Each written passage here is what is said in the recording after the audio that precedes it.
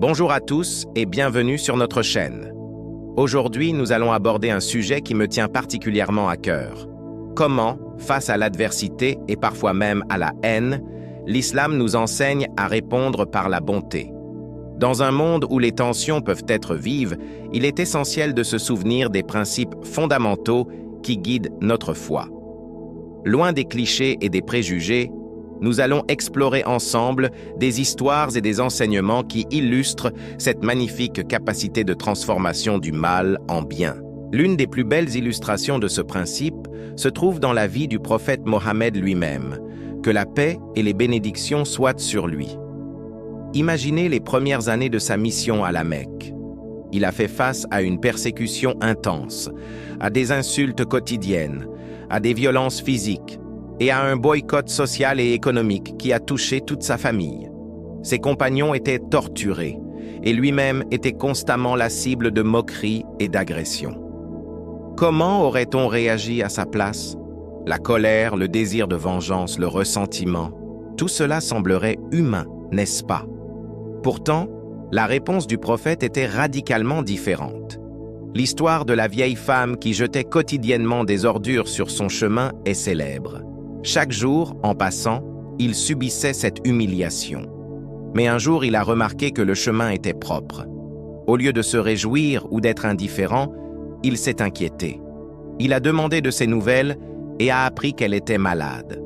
Sans hésiter, il est allé lui rendre visite, lui a offert son aide et s'est soucié de son bien-être. Devant une telle noblesse de caractère, cette femme, touchée au plus profond de son cœur, a fini par accepter son message.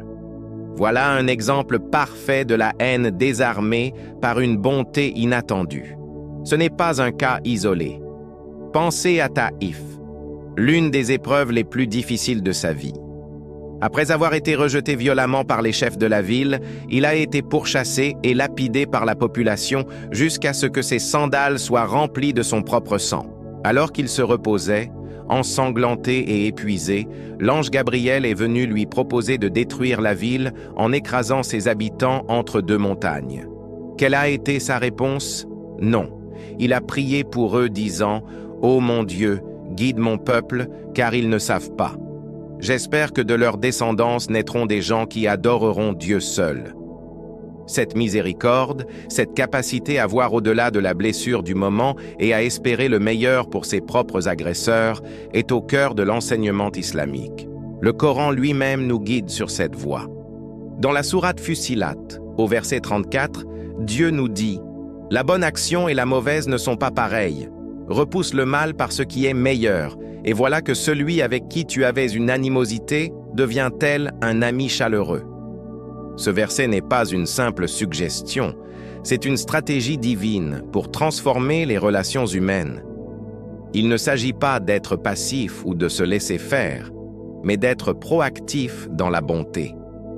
Il s'agit de choisir l'action la plus noble, la plus sage, celle qui a le pouvoir de briser le cycle de la haine. Répondre au mal par le mal ne fait qu'alimenter le feu.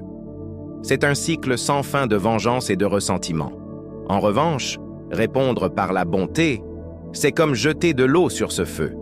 C'est déstabilisant pour l'agresseur, car il s'attend à une réaction hostile.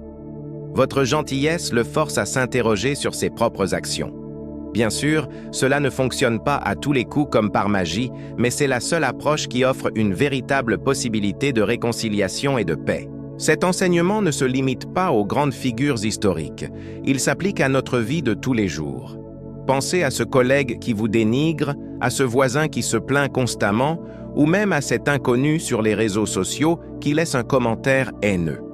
Notre premier réflexe est souvent de riposter, de remettre la personne à sa place. Mais que se passerait-il si nous essayons de répondre par la patience, par un mot gentil, ou simplement par le silence et une prière pour cette personne? Cela demande une force intérieure immense. C'est un véritable djihad, une lutte contre notre propre ego, notre nafs, qui nous pousse à la vengeance.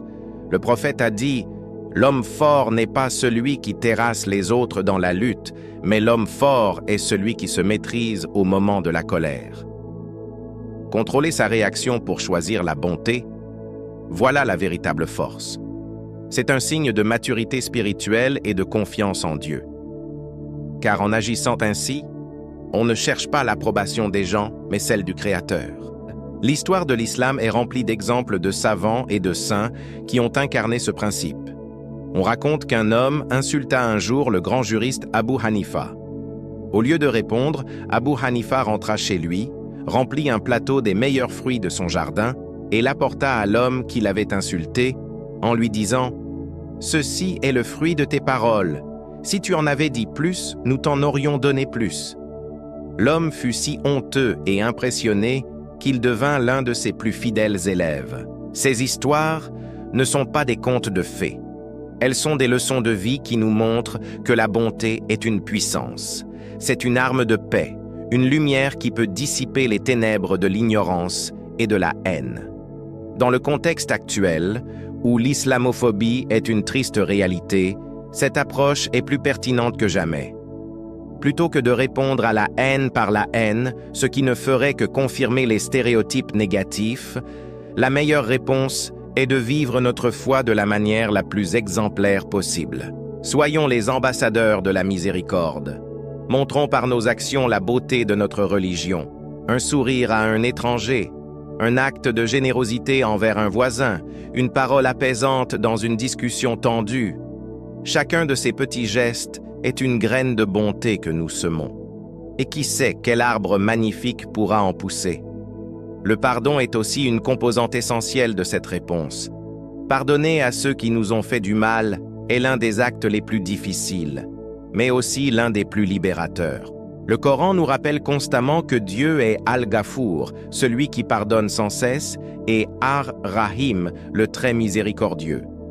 Comment espérer son pardon si nous sommes incapables de pardonner à nos semblables?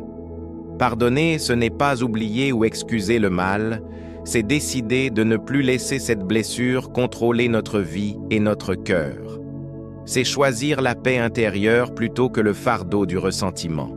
La conquête de la Mecque est l'exemple ultime de ce pardon à grande échelle. Après 20 ans de persécution, d'exil et de guerre, le prophète est revenu à sa ville natale en vainqueur. Les Mécois, qui l'avaient tant fait souffrir, étaient à sa merci. Ils s'attendaient à une terrible vengeance. Mais au lieu de cela, il leur a posé cette question. « Que pensez-vous que je vais faire de vous ?» Ils ont répondu « Du bien.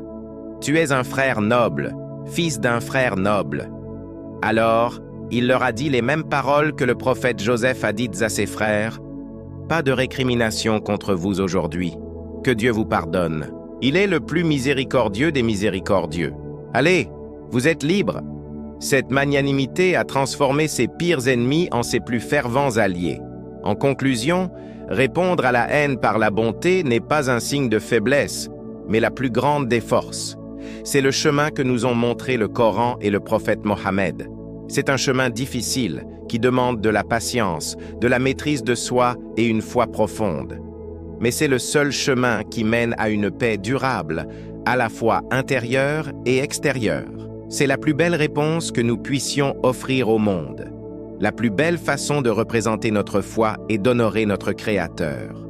Alors, la prochaine fois que vous ferez face à l'hostilité ou à l'injustice, souvenez-vous de ces enseignements. Prenez une profonde inspiration et choisissez de répondre par ce qui est meilleur. Vous pourriez être surpris de l'impact que votre bonté peut avoir. Merci beaucoup d'avoir regardé cette vidéo jusqu'au bout. Si ce message a résonné en vous, n'hésitez pas à laisser un commentaire pour partager vos propres expériences ou réflexions. Aimez la vidéo et partagez-la pour que ce message de paix puisse toucher le plus de monde possible. Et bien sûr, si ce n'est pas déjà fait, abonnez-vous à la chaîne pour ne pas manquer nos prochains contenus. Prenez soin de vous et à très bientôt. Paix sur vous.